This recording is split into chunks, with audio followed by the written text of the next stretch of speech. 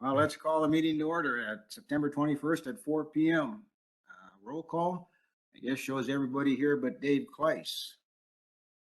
Are there any additions or changes to the agenda? No. All right, I need approval for the agenda. Motion to approve, Hunsticker. Second. Libbert, second. All right, roll call vote. You want to do that, Ryan, for me? Yeah, sure. Rick Miller, Aye. Ryan Fitzum, Aye. Kurt Hunstinger, Aye. John Libbert. Aye. All right, that's approved. Thank you. Consent agenda, items 5 through 8. Motion approved, Libbert. Second, Fitzum. Any discussion? Roll call vote. Ryan? Rick Miller, Aye. Ryan Fitzum, Aye. Kurt Hunstinger, Aye. John Libbert. Aye. All right, that's approved by everyone that's a present. Lucky I got my phone here. Open forum, is there anyone here for open forum?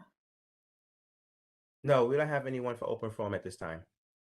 All right, item 9, consideration of liability and workman's comp insurance. Sunny? Good afternoon, Commissioners. If you recall, last year we combined our liability or adjusted our liability and work comp insurance policy to match our fiscal year. So we are due for renewal. Our insurance premium renewal for both liability and work comp insurance coverage for fiscal year 2022 included an overall increase of 7% compared to the same coverage last year. The reason for those increases, specifically for liability premium increases, is due to a standard rate increase, as well as increases in exposure with new vehicles and an increase in payroll. As far as work comp increases go, that is due to our increased experience modification, which is based off of the last 3 years of claims. The other increases in the premium are related to adding some coverage. We have elected to add cybersecurity coverage for a total of $9,068 in annual premium. And then we also elected to do a 2-year retention plan on our work comp insurance, which is a $7,497 increase to our premium. What that allows is based on our actual claims. We have the opportunity of getting kind of a dividend back at the end of each of those 2 years. In conversation with Mahold, who is our broker, based on our previous claims experience, if everything were to be the same for 2022, she anticipated we could potentially see a $20,000 payment back to us based on, again, if all claims were the same as they are running this year. So it made sense to us to do a slight increase to the premium with the opportunity of getting those payments back at the end of each year of the 2-year retention plan. Any questions? That cybersecurity, do they pay to go, if it's a ransom, do they pay that then, or how does that work? Connie, do you recall if they pay ransom? I don't remember what the specific coverage was.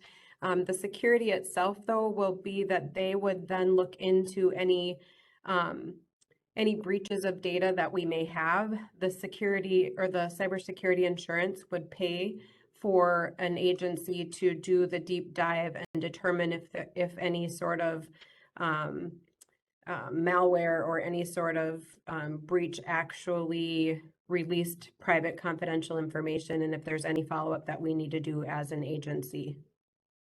Okay. I'm not sure if they would pay a ransom. Yeah.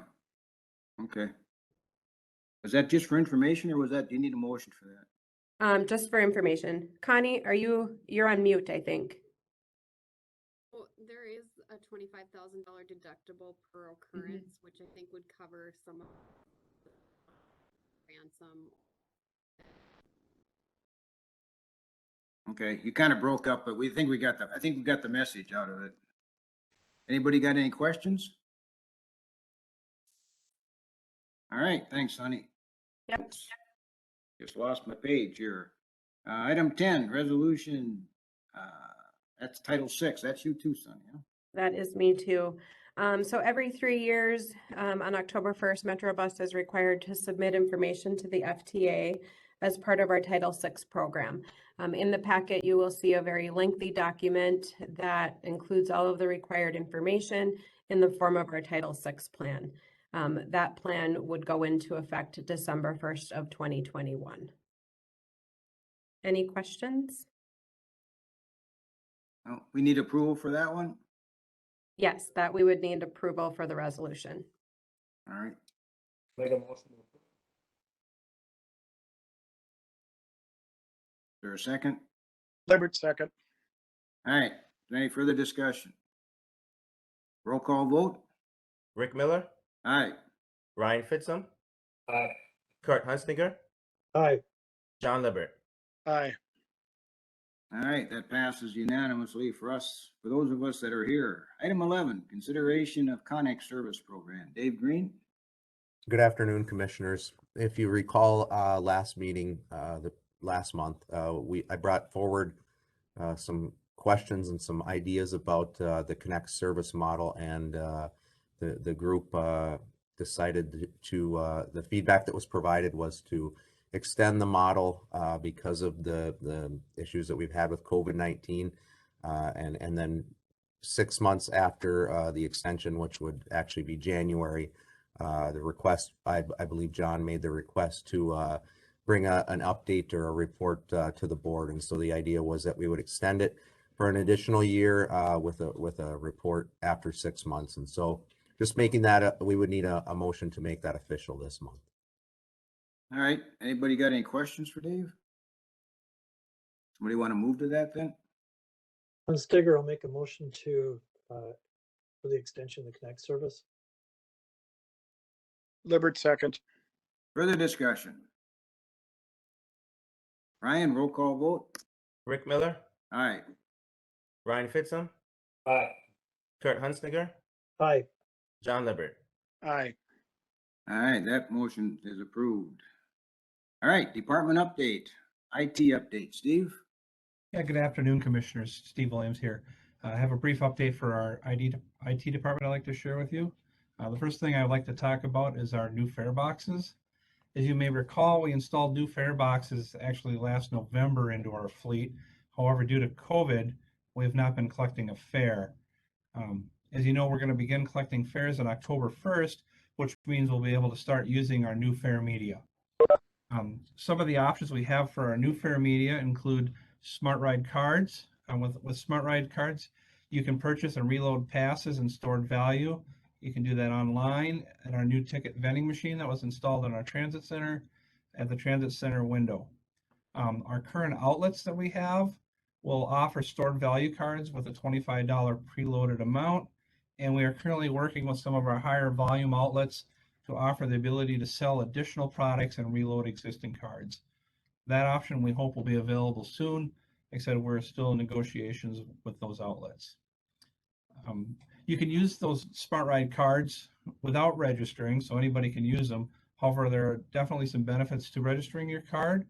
You have the ability to set up auto buy, which means you can set it to reload a card automatically so you never run out of a fare. And should you lose or your card gets stolen, lost, whatever, you can replace the card if it's registered. We also have our mobile app where you can purchase 31-day passes for all of our services, plus 1-day and 7-day passes for our fixed route. The mobile app also has a trip planner on it where you can plan your trip and you can see the routes, and it'll tell you when the next bus is scheduled to arrive. The app itself is for our fixed route service.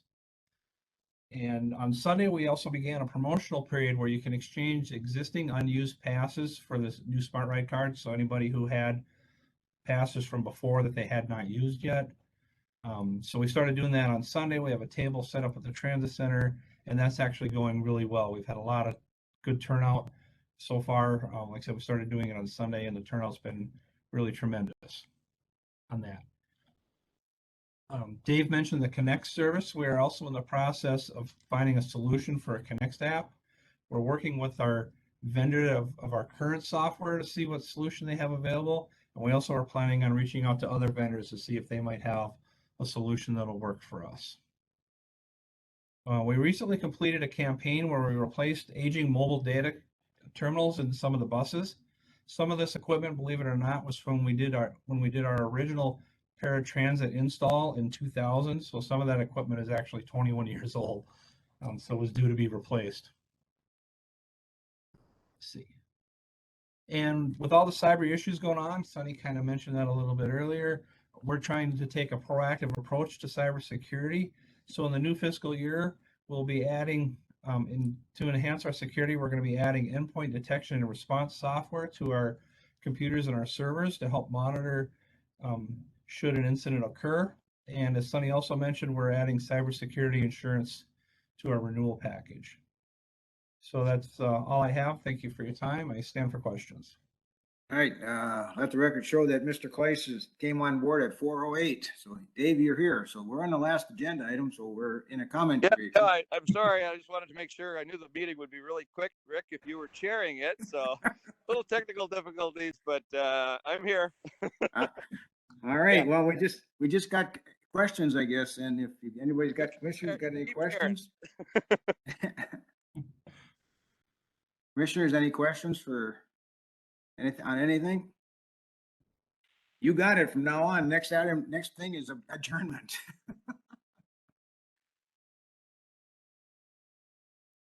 Dave, you want to finish it? Where are we at now? What's the next item? Is adjournment?